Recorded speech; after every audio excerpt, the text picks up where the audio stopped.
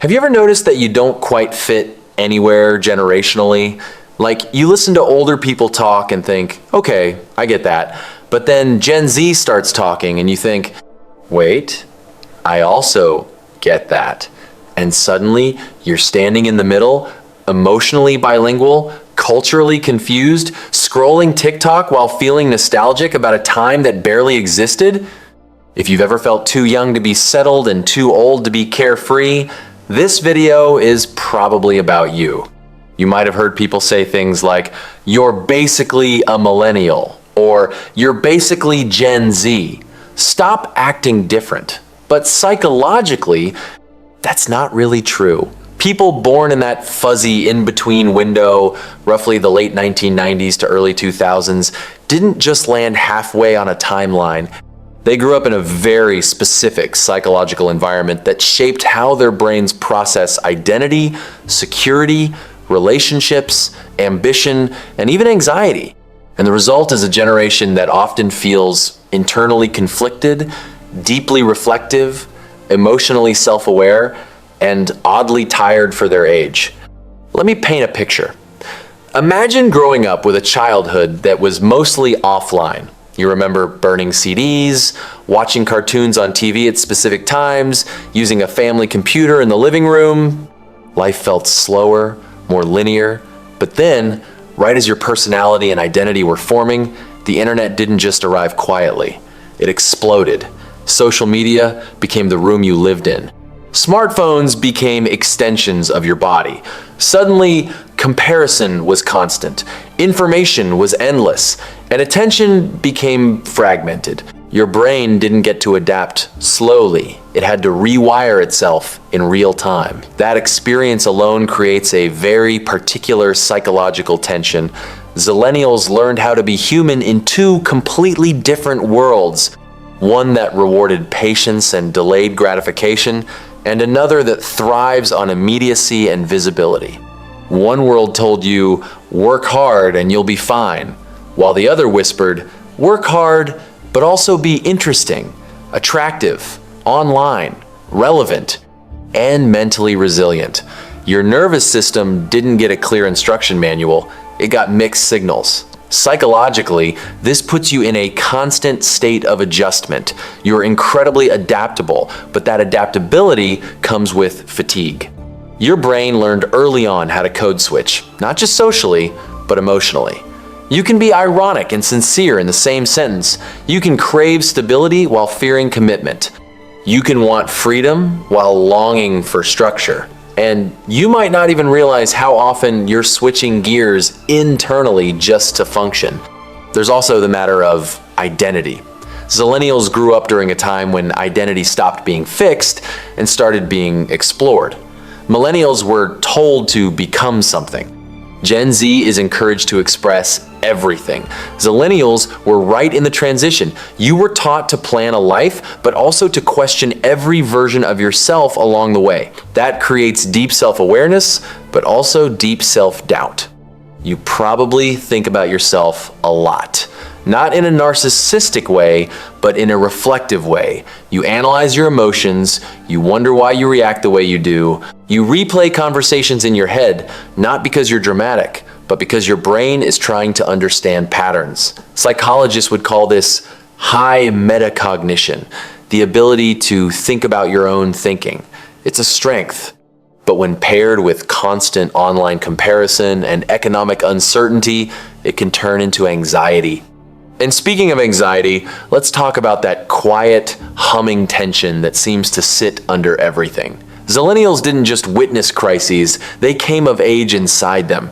Financial instability, global uncertainty, social upheaval, climate fear, and a job market that quietly changed the rules without explaining them. Older generations talk about stability as something you earn. Younger generations talk about chaos as the default. Zillennials learned that stability is fragile, and when the brain internalizes that belief early, it becomes hypervigilant. Hypervigilance doesn't always look like panic. Sometimes it looks like over-preparing, overthinking, wanting backup plans for backup plans, feeling guilty when resting, feeling behind, Even when you're doing okay, your brain learned that things can fall apart quickly, so it stays alert, even when there's no immediate threat. That's not weakness, that's adaptation. There's also a strange emotional maturity that comes with this position. Zillennials often feel older emotionally than Gen Z, but younger existentially than millennials. You might be the friend people come to for advice, while privately feeling like you still don't know what you're doing. That's because emotionally, you grew up fast. But structurally, life didn't give you clear milestones. You were told to figure it out while the rules kept changing.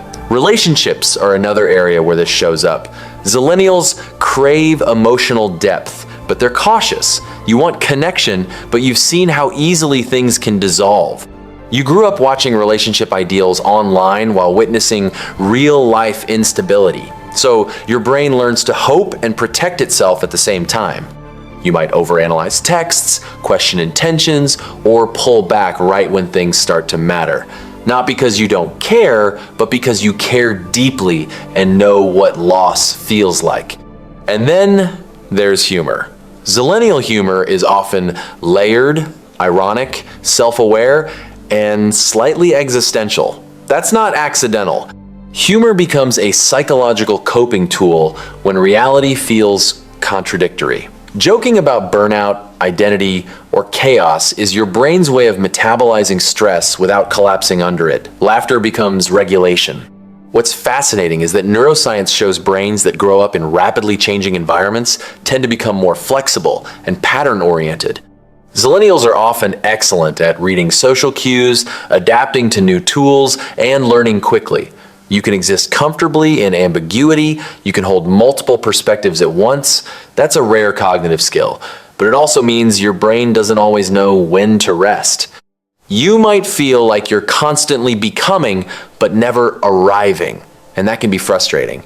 You look around and think everyone else has either figured it out or given up, while you're still asking questions. But psychologically, that curiosity is not a flaw. It's the mark of a generation that learned early that answers are not permanent. There's also grief involved. A quiet grief for the simplicity you almost had. For the future you were promised that didn't quite materialize the way it was described. For a sense of certainty that feels just out of reach. And grief doesn't always announce itself loudly. Sometimes it shows up as restlessness, or comparison, or the feeling that you should be doing more, even when you're exhausted. But here's the reframe. Zillennials are not broken hybrids. They are translators. You understand analog and digital, tradition and disruption, sincerity and irony. You can talk to older generations without rolling your eyes and relate to younger ones without trying too hard. That liminal space you occupy, it's powerful. You see systems, not just moments. You feel deeply, but you've learned how to intellectualize emotions enough to survive them. Psychologically, you are a bridge generation, and bridges carry weight. They're designed to hold tension. They don't get applause for standing there, but without them, nothing moves forward.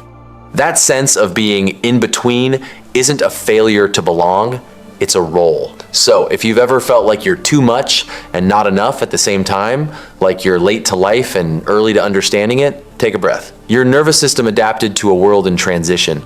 Your mind learned complexity early. Your questions are not signs of weakness, they're signs of awareness. And maybe the real task isn't to rush into becoming someone else, but to let yourself be who you already are. Someone shaped by contrast. Someone fluent in change, someone who feels deeply because they had to learn how. If this resonated with you, I'd love to hear your experience. Do you feel like you're always in between, or have you found peace in that space? Drop a comment, sit with the thought for a moment, and if you want more psychology that actually feels like real life, you know what to do next.